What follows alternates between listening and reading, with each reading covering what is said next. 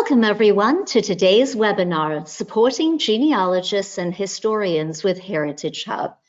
Thank you for your partnership as our valued customer. My name is Sarah McCurdy. I lead our amazing success team, and I'll be your facilitator today. I would also like to introduce you to today's presenters, Laurel Roars, who manages our customer engagement team, and Meredith. Hello, and Meredith Cross, one of our customer engagement representatives who supports public libraries. Hi, Meredith. Hi there. We're all joining you today from sunny Florida. Before I review today's agenda, I will take just a couple of minutes to review a couple of housekeeping notes. Thank you to those who submitted questions in advance. To answer the very first question, yes, today's session is being recorded. You will receive the recording in 24 hours. We will provide additional opportunity for Q&A at the end of our session today. In your webinar pane, which is likely off to the right, there's an option to submit questions, but don't worry, I'll provide a reminder at the end of today's session. And if we run out of time, we'll be sure to follow up with you after our session. So let's go ahead and review today's agenda.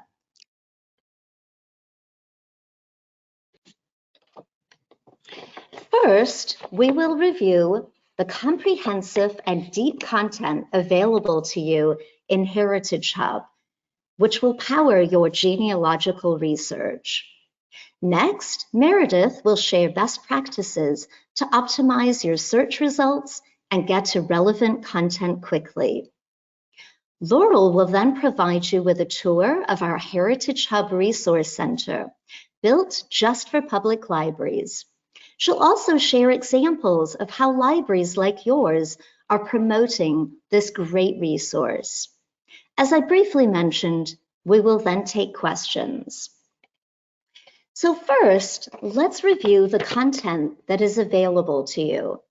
After all, it is the content that allows you to trace your lineage and research family stories from current to historical.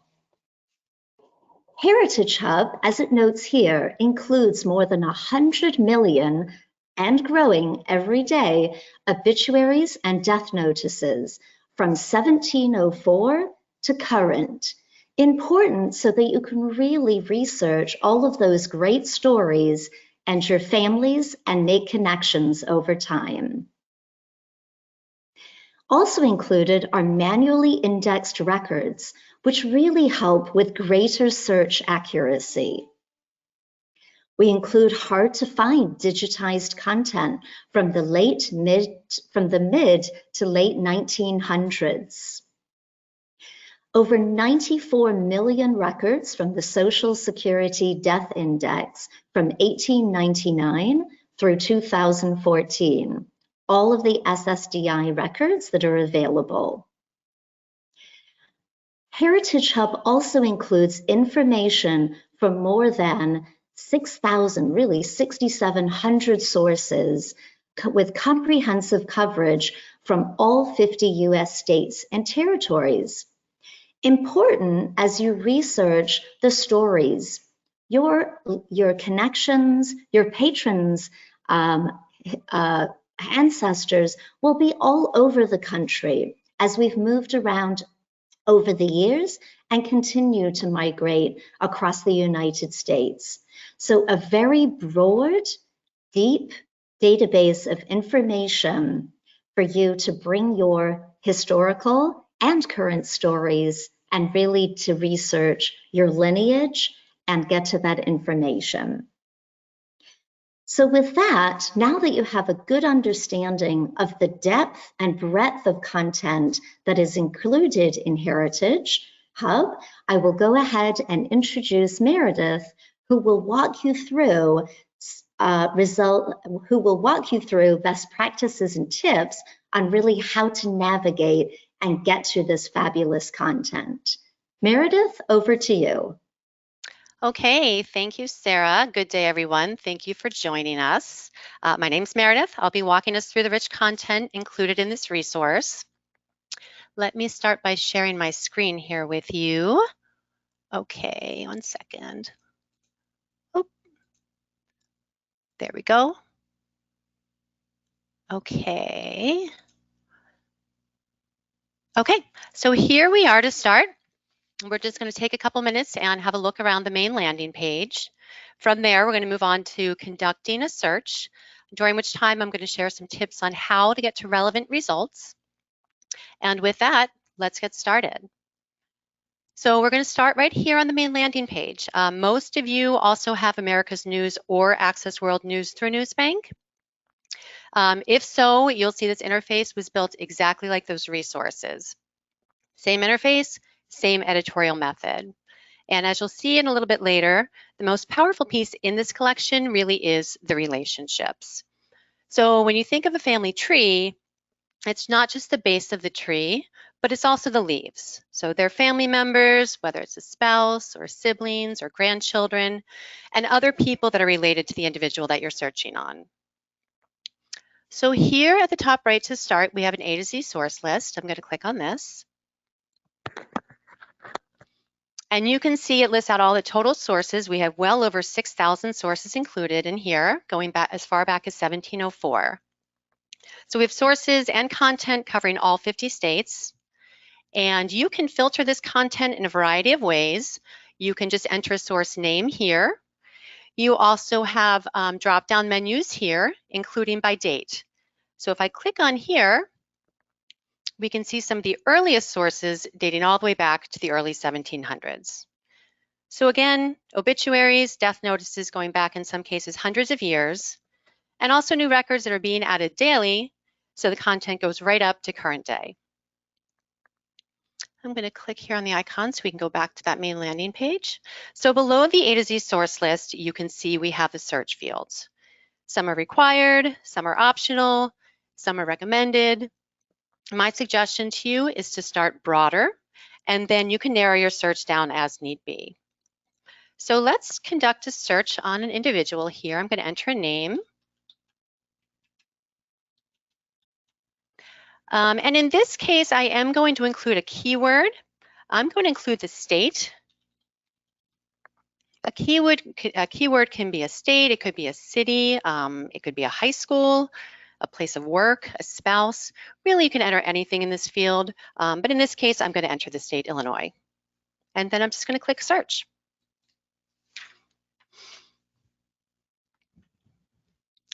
Okay, so we see the total number of results up here at the top, 16. Not overwhelming. Let's just take a minute and say you're helping a patron who calls into the library, needs some help with a genealogy search, you're kind of busy, you don't have a whole lot of time. One of the things you could do, just have them provide you with initial information. You can just type it in here. As you get to this results page, you can click on this checkbox, and all 16 of those results, you can just click on email and email them back onto the patron so they can continue their research from there. Let's just say it's not 16 results, say it's 160 or 200 results. So maybe you want to ask one more follow-up question to see if we can limit this down a little bit further, such as perhaps an approximate day of death or even year of death. You could use this date selector graph tool down here. So say they say the 1990s. By clicking into that decade and then clicking apply, it's going to filter those results down. Again, you can click on the checkbox and email that over so they can continue their search. A couple other ways to filter results here on the left-hand side. You can also put in a date range. You can filter by source name, and you can also filter by source location. And so here we can see we have a full text result on this individual, and then here we also have the full obituary with an image included. So I'm going to click on here and pull up the obituary. There we go. Excuse me. Okay, so you can use the plus or minus buttons if you want to zoom in or zoom it out. I'm just going to zoom it out a little bit so we can see more of this obituary. And as you can see, we can see a whole lot of information about Mr. Croft. We can see his life, his work, where he was born, when and how he died. We see a lot of family members down here, a lot of the associations that he was involved with. You can even see all of the date of funeral service, burial location, the funeral home, a lot of information on this individual. And then up here at the top, we have the icons. So some different functions across the top. So if, say, you want to just search within this page on a keyword, you can use the search icon here. To the right of that, we have information. That would bring up the information on the publication. If you want to email this obituary, you can go ahead and use the email function here. Or say you want to clip it and then email it. You can click on the scissors, then click on Select Clip to download or print. And then you can just drag it over the area that you want to clip. And you can see you have the options to print it, to download it to a PDF, or to save it to Google Drive. And then also you can print and download from here. To the right, you can copy the link and just send that in an email. And then you also, here we have a save to my folder. So I recommend you set this up one time, just put a little bit of information, your first name, your last name. You have to pick a password and also enter your email address. And what that's going to do, any articles that you want to save, if you click Save in My Folder, they'll remain in there indefinitely. Until you physically go in and delete them out, they'll be saved in your folder here. So scrolling back down, as I mentioned a little bit earlier, the important piece in this collection really is the relationship information, and that's found here on the right. So not only do we have when he was born, when he died, the age at which he died, but below that you can see all of these different relationships, people that are associated with this individual. Parents, spouse, children. This has a lot of relationships here, grandchildren, siblings, all of these relationships that are associated with Mr. Croft. So that said, say you have someone who wants to kind of continue filling in their family tree and go a little bit further back. So let's do another search on another individual in this family. But before we do that, just want to scroll back up here and move this. There we go. Okay. So if you want to just go from one obituary to the next, we had a total of 16. I just want to point out you can go forward and look at the next obituary. You can go backwards and look at the previous obituary here. You can also go back to that full set of results by clicking back to results. I'm going to go above that where it says New Search, and I'm going to click on New Search and it'll clear those fields and we can conduct our new search. So this time I'm going to enter the information for Mr. Croft's mother. So the last name was, enter this in. I'm going to include that same keyword. And again, I'm going to click on search. Okay, so not as many with this one. Looks like we only have 4 total results. But we can see these are all image editions of papers, from papers of articles published, almost 100 years ago. She passed in 1928. So we can see here on the right, again, we have these relationships. There she is there it is referencing her son, Robert, that we just searched on. And then we can also just click into the article to learn more about Miss Eva.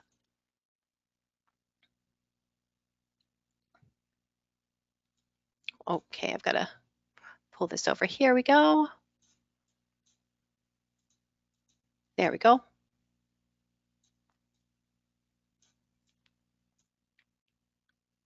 Oh, I think oh, here we go. It's over here. Okay, so we can just drag it over and pull it so you can see more of that article on the right-hand side. And you can also close the thumbnail. So here we can see more information about Miss Eva. Unfortunately, she passed relatively early in life after an operation she had.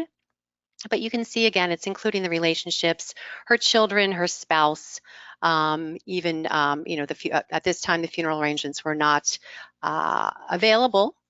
But again, just allows you to get a better insight as to who her family members are, a little bit more about Miss Croft. And also, just outside of the obituary, we are looking at an image edition page of paper that's almost 100 years old. So it is kind of fun sometimes just to zoom back out, take a look at the other information that's included from that time period almost 100 years ago on this page. So overall, it's pretty straightforward with the searching capability and how to navigate all of the information and the content. A couple tips I'll share here. You want to keep in mind colonial English variant spellings. For example, maybe adding an E to the end of a word or a name, such as in like the last names Brown or Clark. And also sometimes I and Y were interchanged. So just keep in mind some of those variant spellings. And then as we also scroll to the bottom of the interface, you'll see we have a help function here. So let me open this up. This includes some other search tips. So as you can see, a lot of topics are covered here, from working with your search results, navigating articles and image content. We have 29 pages of assistance here for you. So maybe even just mention this to your subject librarians, that there is a help section right here in the interface for some additional assistance. And with that, I'm going to turn it over to Laurel, and she's going to talk about some ways you can promote HeritageHub. Laurel? Thank you, Meredith, and hello, everyone, and thanks for joining us today as we share some ideas on how we help our customers get the most value out of their NewsBank resources.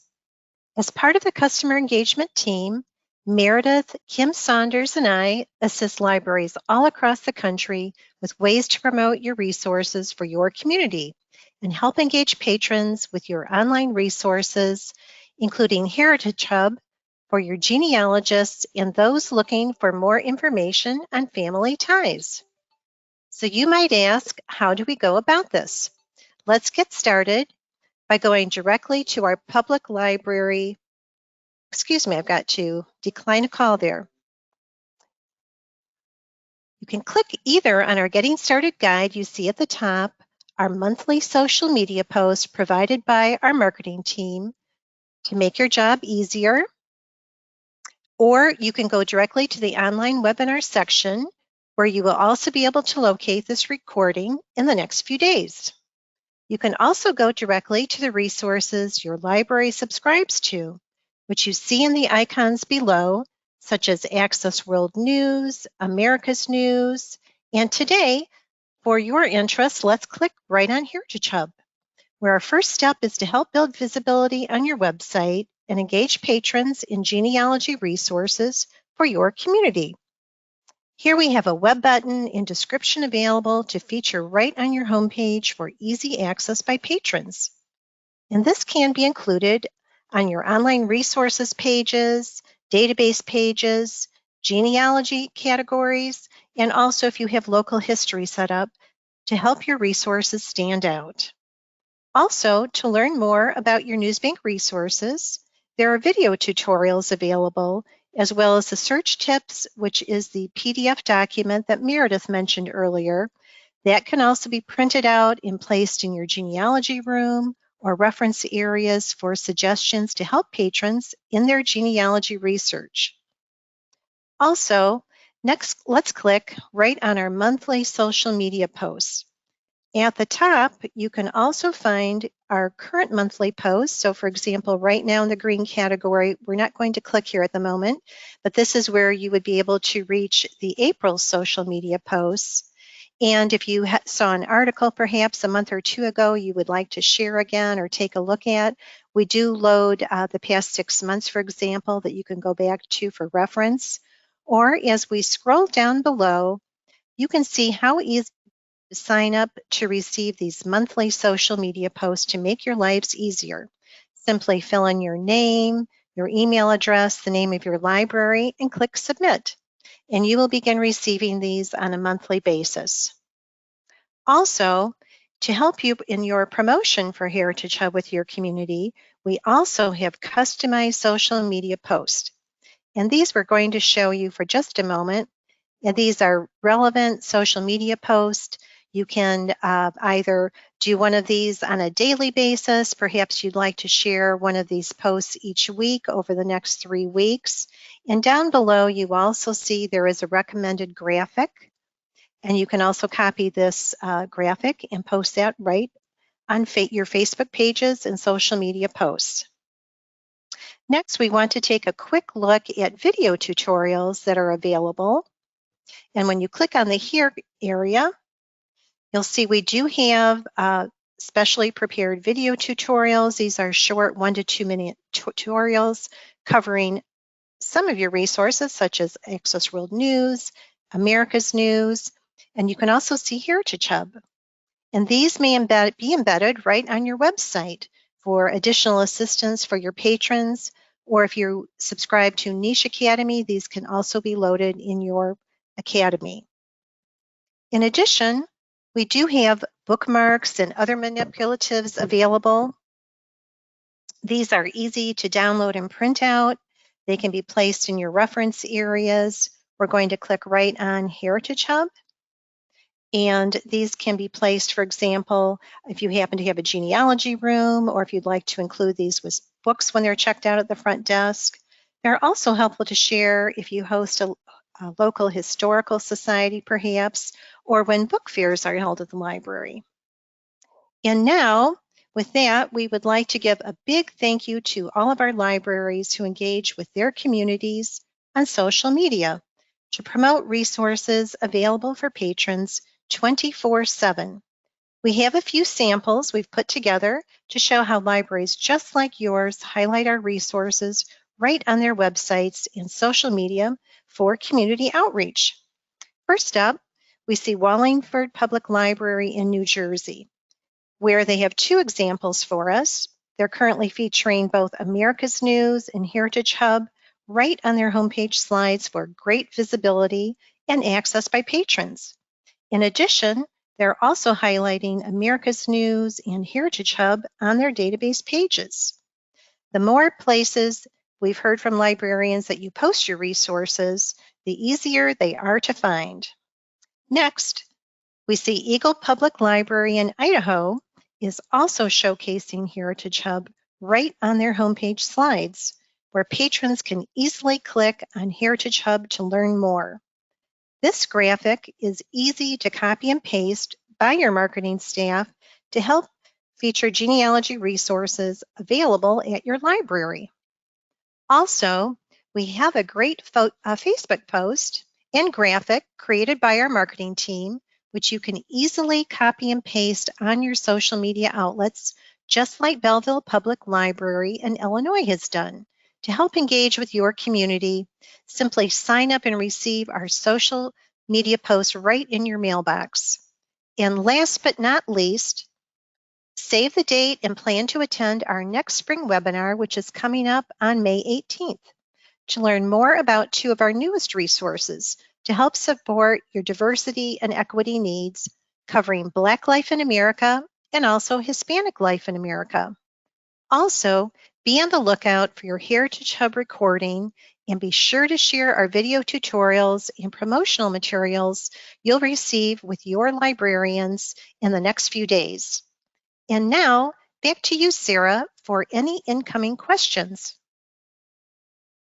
Laurel and Meredith, thank you so much for sharing the different ways for our valued customers to use HeritageHub and promote to their communities. Again, as Laurel just referenced, as a reminder, today's session is recorded and you will receive the recording in 24 hours.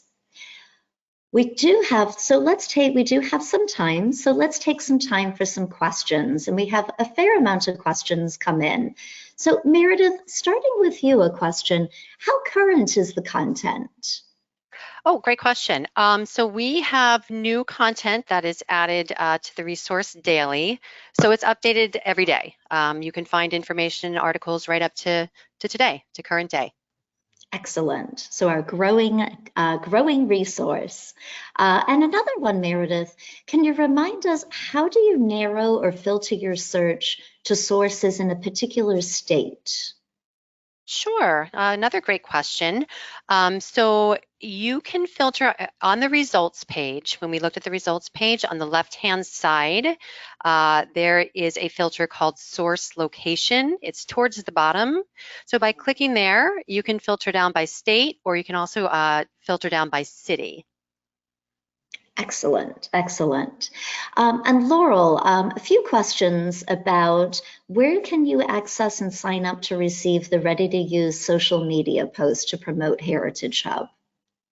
Well, thank you, Sarah. And there are several ways actually that can be done.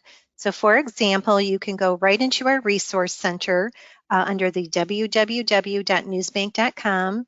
You can go to the public libraries and the resource center and to our social media and sign up just as we showed you a few moments ago by putting in your library information.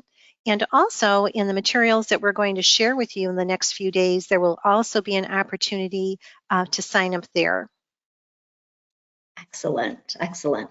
And we will, Laurel, send out in our thank you, we'll also include a link. So if anybody's interested in signing up or accessing any of the resources that you did such a great job to share, we'll include a link to those.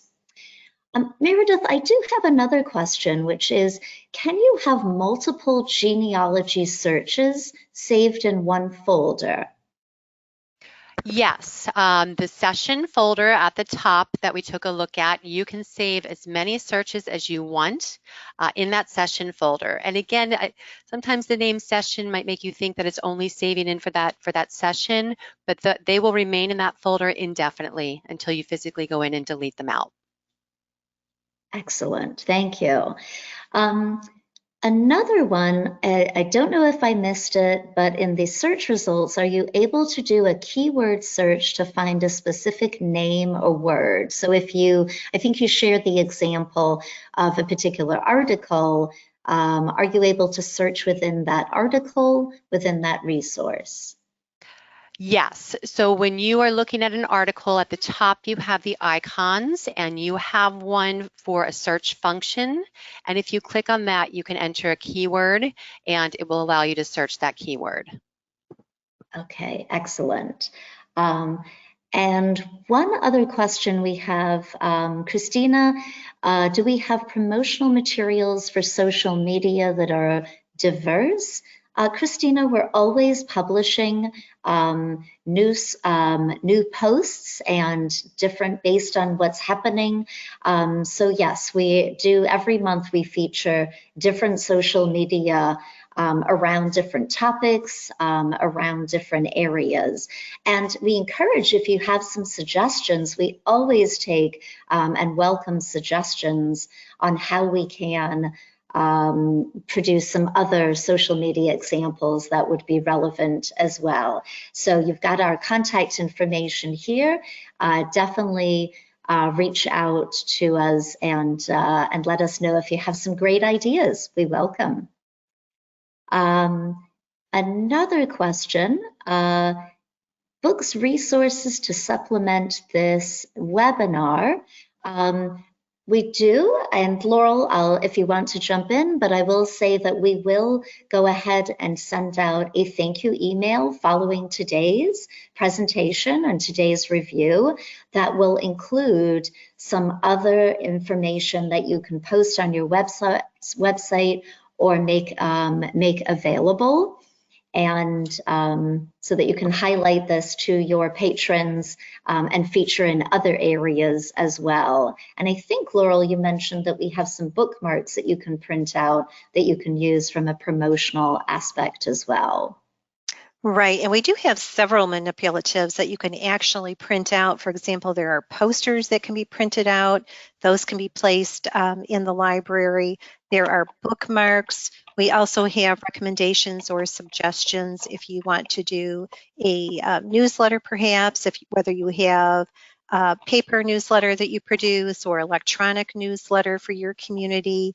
So there are lots of ideas in that resource center to help you with your promotional efforts, in addition to the social media. Thank you so much for joining us today. We hope that you gained some valuable information and to engage with your patrons today. So don't hesitate to reach out to us if you have any other questions, and we welcome and we look forward to hearing your success with Heritage Hub. Be sure to send us your good stories along the way as well. Thank you so much, everybody, for your time today, and have a wonderful rest of your day.